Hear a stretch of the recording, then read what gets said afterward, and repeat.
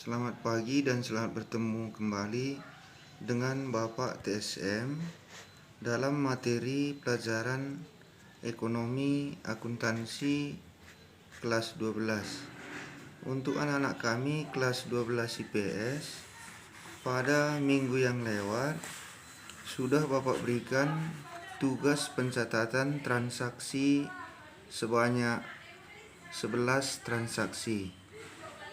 Untuk membantu dan memudahkan anak kami dalam mengerjakan, mari kita sama-sama kembali mengerjakan ke-11 transaksi itu ke dalam jurnal umum.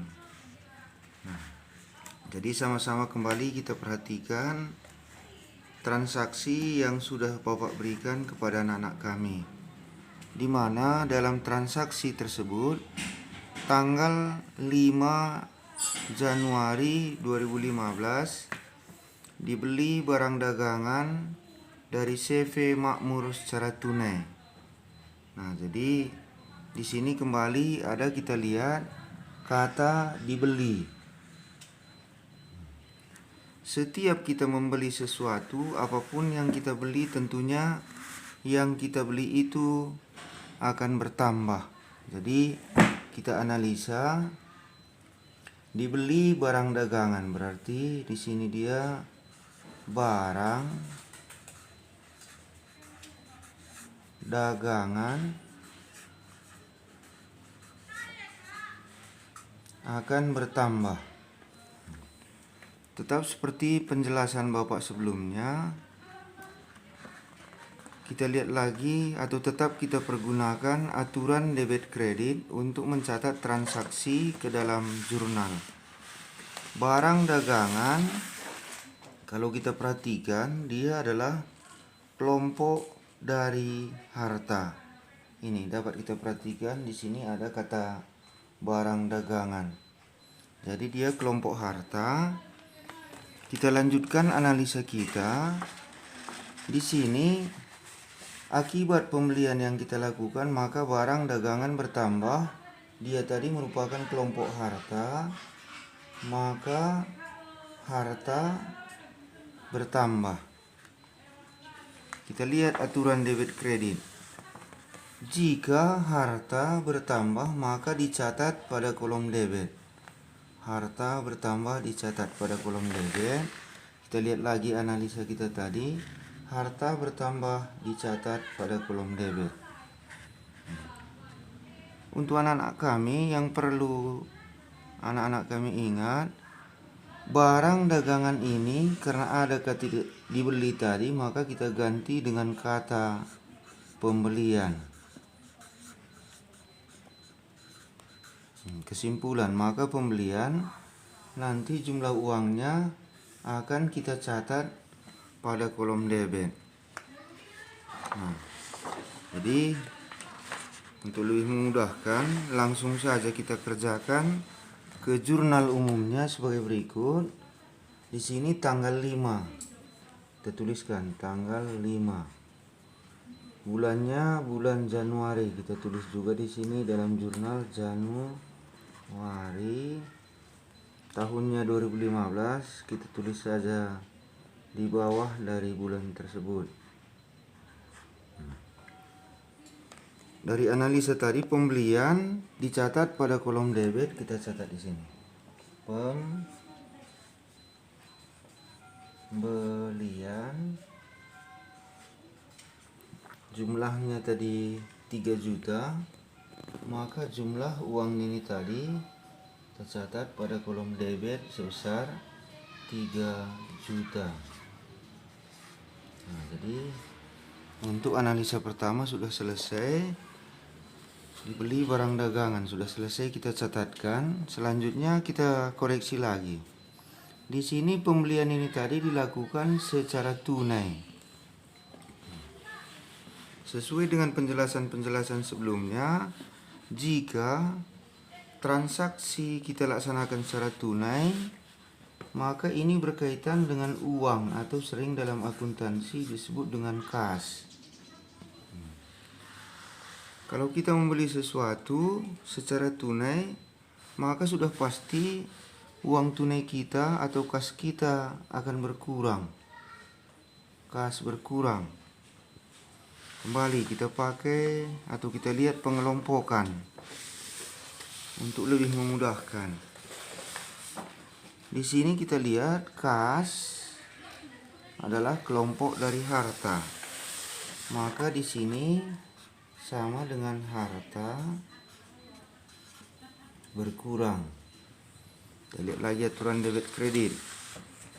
Harta berkurang maka dicatat pada kolom kredit. Berarti di sini kita catat kredit.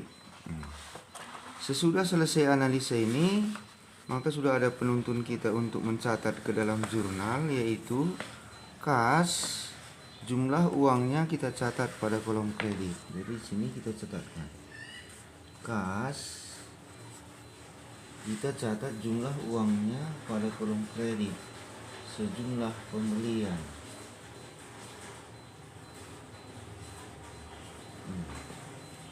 Maka selesai kita catatkan transaksi tanggal 5. Jadi ingat ini tadi untuk anak-anak kami, barang dagangan tadi kita ganti dengan kata pembelian. Sekarang kita akan mencatatkan transaksi tanggal 7 Januari. Jadi kita koreksi. Tanggal 7 Januari 2015 dibeli barang dagangan. Ada kata dibeli. Yang dibeli adalah barang dagangan. Maka analisanya sama dengan yang tadi. Barang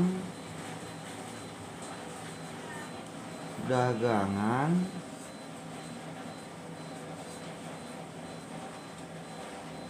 akan bertambah. Seperti yang tadi juga, kita lihat pengelompokan dari nama-nama perkiraan tentang barang dagangan ini tadi. Barang dagangan adalah kelompok dari harta. Berarti kalau barang dagangan dalam analisa ini tadi bertambah, ini sama dengan harta bertambah. Kita pakai lagi aturan debit kredit untuk mengerjakan transaksi. Dalam aturan debit kredit, harta bertambah, maka dicatat pada kolom debit. Maka di sini tadi debit.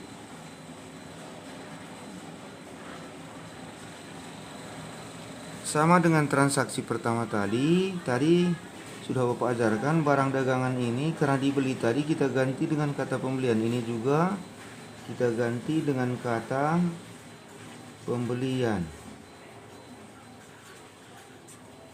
Kesimpulan, maka pembelian itu jumlah uangnya akan kita catatkan di kolom debit.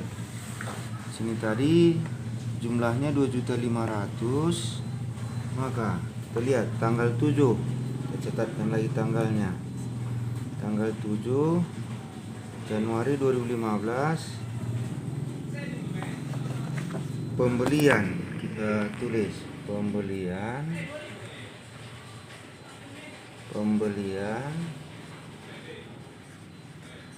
kita catat jumlah uangnya pada kolom debit sebesar 2.500.000. Kita catatkan 2.500.000.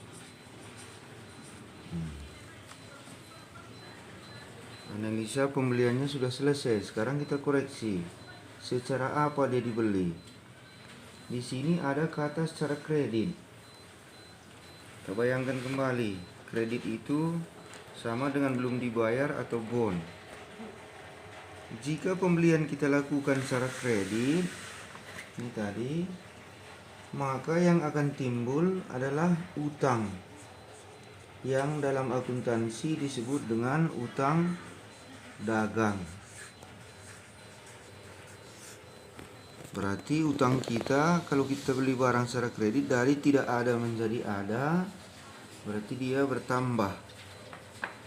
Untuk menentukan kemana dia dicatat, apakah ke debit atau kredit, kembali kita pakai aturan debit kredit. Kita lihat dia utang. Di sini tadi dia bertambah, kita lihat. Utang bertambah maka dicatat pada kolom kredit. Berarti kesimpulannya utang dagang ini tadi kita catat pada kolom kredit. Sekarang transaksi ini sudah bisa kita pindahkan ke jurnal karena kita sudah tahu kemana jumlah uangnya akan dicatat. Jadi kita catatkan utang dagang, jumlah uangnya katanya tadi catat kolom kredit, kita catatkan pada kolom kredit sebesar 2.500.000 rupiah. Selesai untuk transaksi yang kedua. Sekarang kita masuk ke transaksi yang ketiga. Perhatikan, tanggal 8 Januari 2015 dibeli barang dagangan 3.500.000, dibayar tunai. Jadi kita analisa saja dulu pembeliannya. Di sini kembali ada kata dibeli barang sama dengan transaksi sebelumnya. Jadi kalau kita membeli barang, maka barang dagangan pasti bertambah sesuai dengan analisa sebelumnya. Barang dagangan bertambah. Kita lihat pengelompokan lagi. Barang dagangan adalah kelompok harta. Barang dagangan kelompok harta berarti ini sama dengan harta bertambah. Harta bertambah, kita lihat aturan debit kredit. Harta bertambah maka dia dicatat pada kolom debit. Sama dengan transaksi sebelumnya, ada kata pembelian, maka barang dagangan ini tadi kita ganti dengan kata pembelian.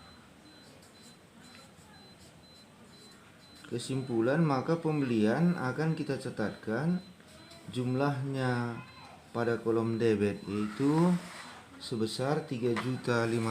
Kita catatkan ke jurnal. Kita tulis dulu tanggalnya. Tanggal 8. Sini tadi sesuai dengan analisa pembelian kita catat pada kolom debit. Sejumlah pembelian berarti pembelian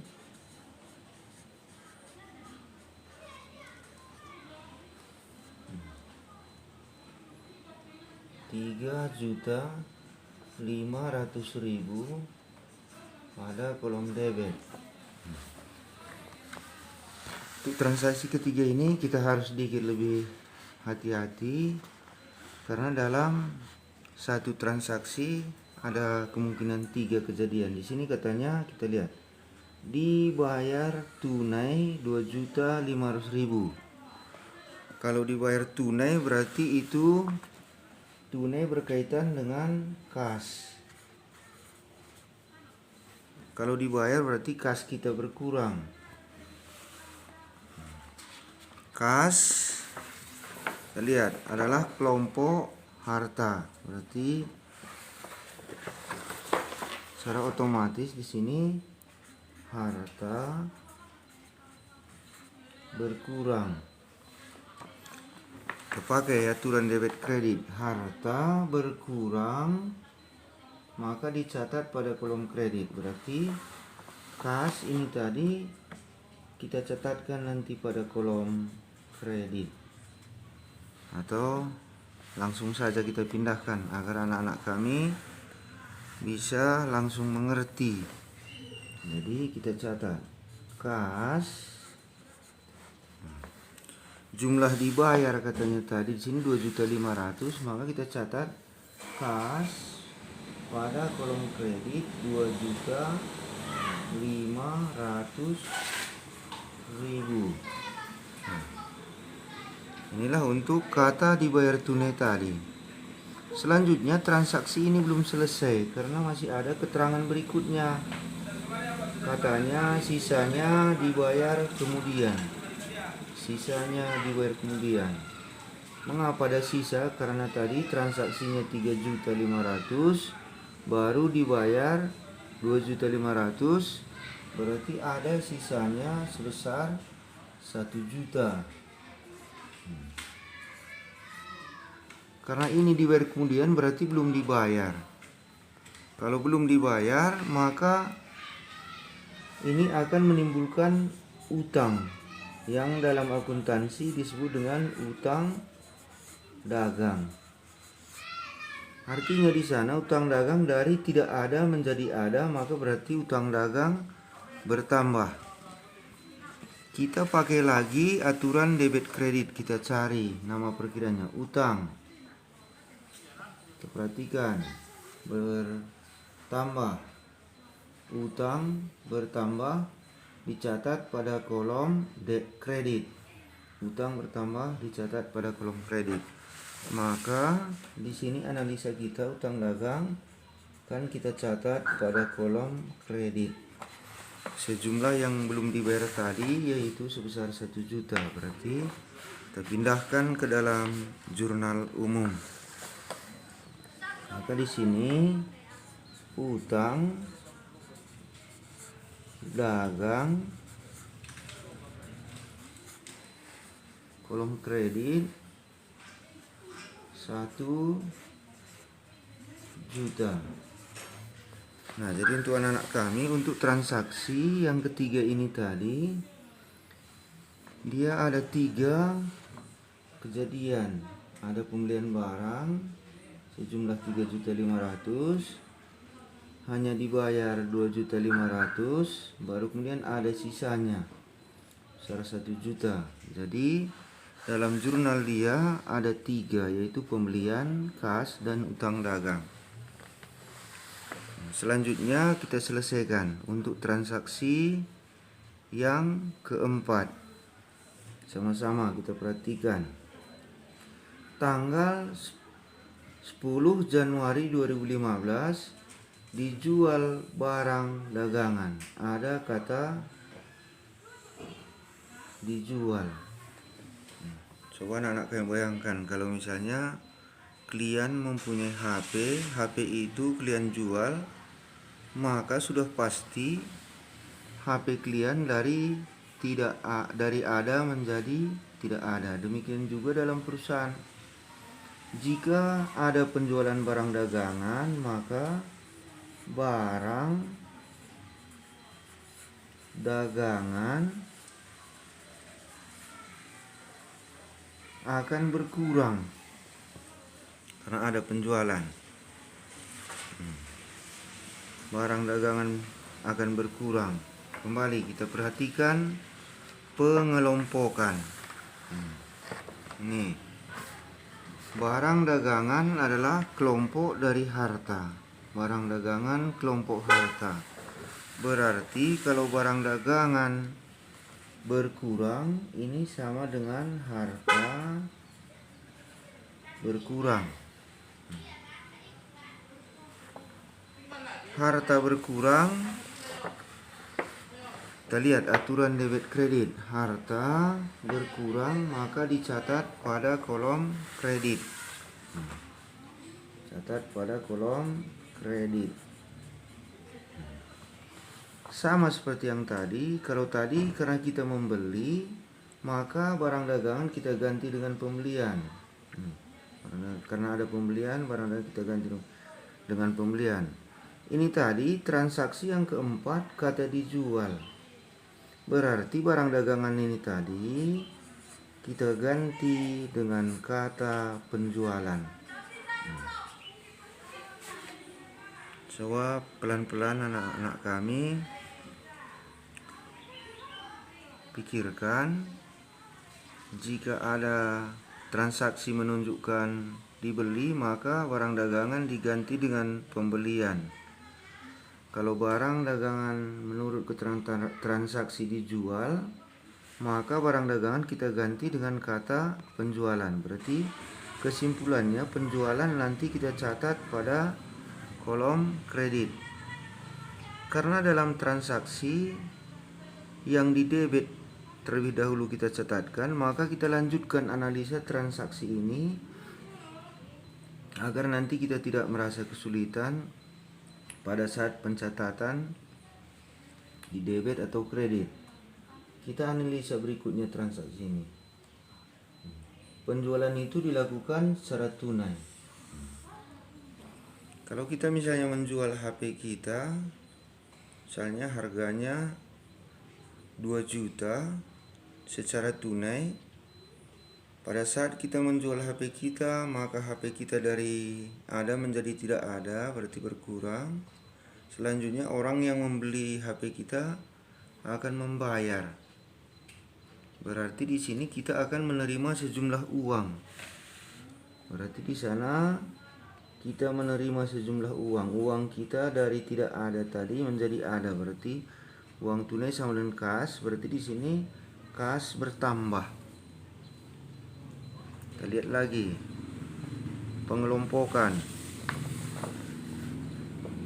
Kas adalah kelompok harta. Berarti kalau kas bertambah ini sama dengan harta bertambah.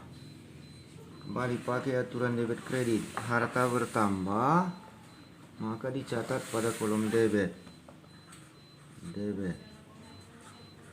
Nah, sesuai dengan aturan dalam akuntansi, yang di debit terlebih dahulu kita catatkan, maka kas terlebih dahulu kita catatkan, baru penjualan.